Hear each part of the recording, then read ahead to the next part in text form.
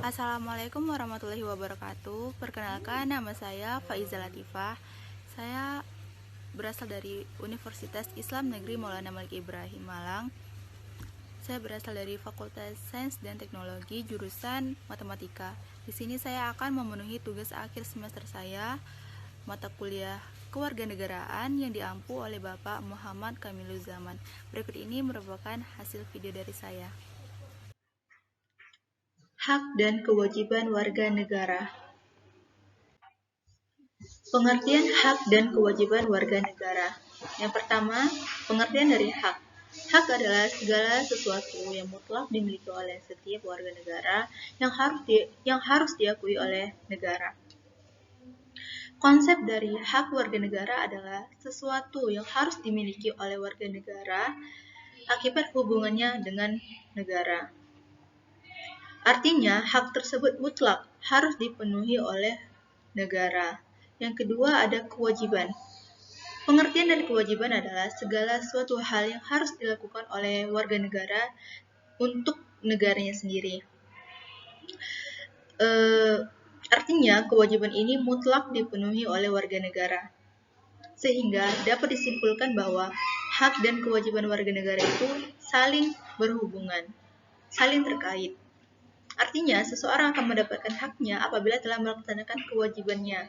Namun, hak juga dapat terjadi akibat dari kewajiban yang dipenuhi oleh orang lain. Yang kedua, yaitu hak asasi manusia.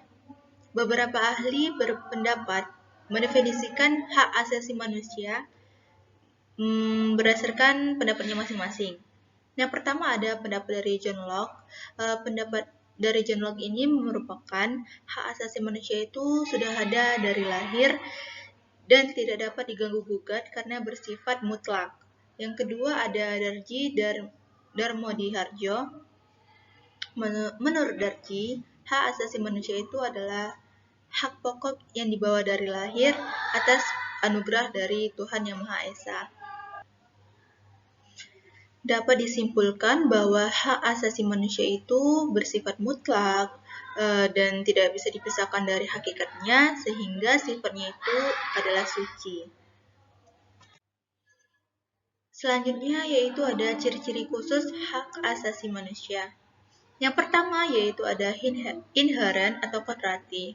Artinya hak asasi manusia itu tidak perlu diberikan, dibeli, dan diwarisi, karena telah terbawa dari lahir yang bersifatnya kodrat. Yang kedua, bersifat universal. Artinya hak asasi manusia itu berlaku untuk semua orang tanpa memandang jenis kelamin, ras, atau agama, serta politik atau usul-usul sosial dan bangsa. Yang ketiga, bersifat partikular. Setiap warga negara memiliki hak yang sama dalam kehidupan bernegara. Yang keempat, tidak dapat diingkari dan dilanggar atau bersifat supralegal. Yang kelima yaitu hak asasi manusia tidak dapat dibagi. Yang keenam, hak asasi manusia tidak dapat dicabut. Yang ketujuh, hak asasi manusia itu saling tergantung. Dan yang terakhir, bersifat transendental. Dan yang ketiga, ada macam-macam hak dan kewajiban. Yang pertama bagi warga negara. Hak warga negara Indonesia yang pertama, pekerjaan dan penghidupan yang layak. Yang kedua, warga negara berhak berserikat dan berkumpul mengeluarkan pikirannya dengan lisan dan tulisan. Yang ketiga, pengakuan, jaminan, perlindungan, dan kepastian hukum yang adil serta perlakuan yang sama di hadapan hukum. Dan yang terakhir, warga negara berhak mendapatkan status kewarganegaraannya sebagai warga negara Indonesia. Selanjutnya, warga negara juga memiliki kewajiban atas negara Indonesia. Yang pertama, warga negara wajib menghormati hak asasi manusia dalam hal apapun. Yang kedua, warga negara ikut serta dalam usaha pertahanan dan keamanan negara. Yang ketiga, warga negara menjunjung hukum pemerintahan. Yang keempat, warga negara tunduk terhadap batasan-batasan yang telah ditetapkan undang-undang. Yang kelima, warga negara wajib ikut serta dalam upaya bela negara.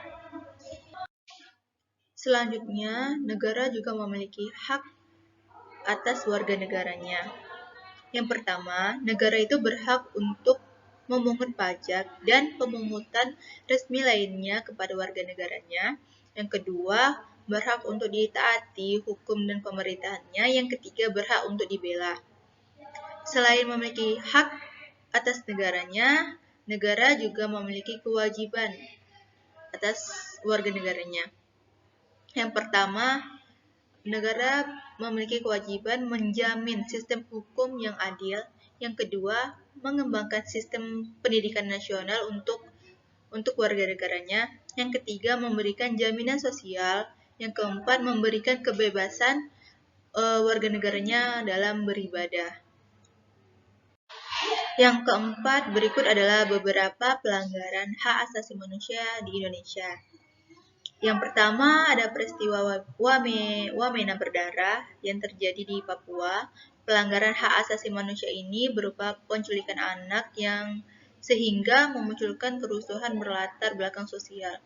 Terjadi pada Kamis 23 Februari 2023. Yang kedua, ada pelanggaran terhadap tenaga kerja asal Cina di Sulawesi Tengah, tepatnya di IMIP Indonesia Morowali Industri Park. Pelanggarannya berupa perlakuan sewenang-wenang pada para pekerja.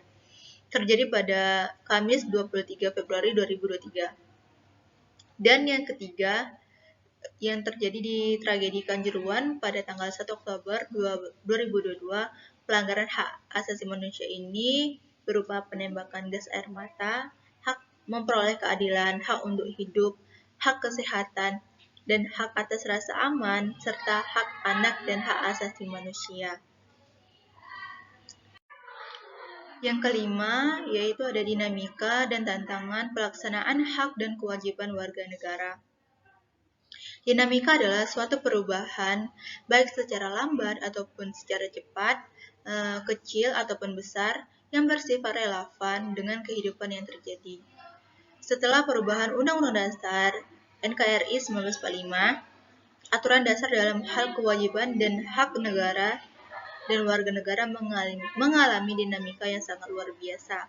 Salah satunya dalam hal pendidikan dan kebudayaan serta ilmu pengetahuan dan teknologi. Berikut ini adalah dinamika dalam hak dan kewajiban warga negara. Yang pertama, dalam hal kebudayaan, pada pasal 32 terjadi perubahan yang awalnya tanpa ayat berubah memiliki 2 ayat. Ini didasarkan oleh kebudayaan untuk menempatkan kebudayaan nasional di derajat yang tinggi. Yang kedua, di pasal 31 yang awalnya tiap-tiap warga negara berhak mendapatkan pengajaran, kemudian mengalami perubahan menjadi pasal 31 ayat 1, setiap warga negara berhak mendapatkan pendidikan, terjadi perubahan dari pengajaran menjadi pendidikan.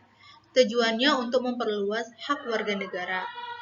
Dan yang ketiga yaitu adalah pasal 31 ayat 5 Undang-Undang tahun 1945, pemerintah berupaya memajukan iptek dengan tetap menjunjung tinggi nilai-nilai agama dan memperkokoh persatuan bangsa.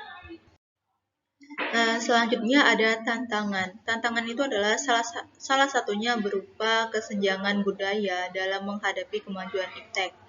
Karena kebudayaan Indonesia bukanlah budaya yang tertutup, sehingga mengakibatkan budaya akan terus berkembang sesuai kebutuhan dan kemajuannya zaman.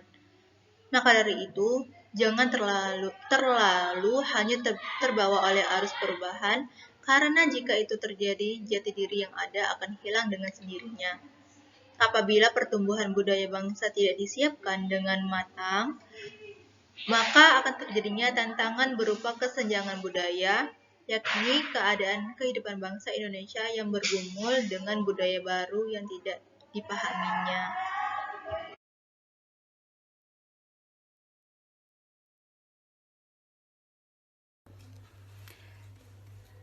Sekian video dari saya. Apabila terjadinya kesalahan, saya mohon maaf. Wabillahi taufik walhidayah. Wassalamualaikum warahmatullahi wabarakatuh.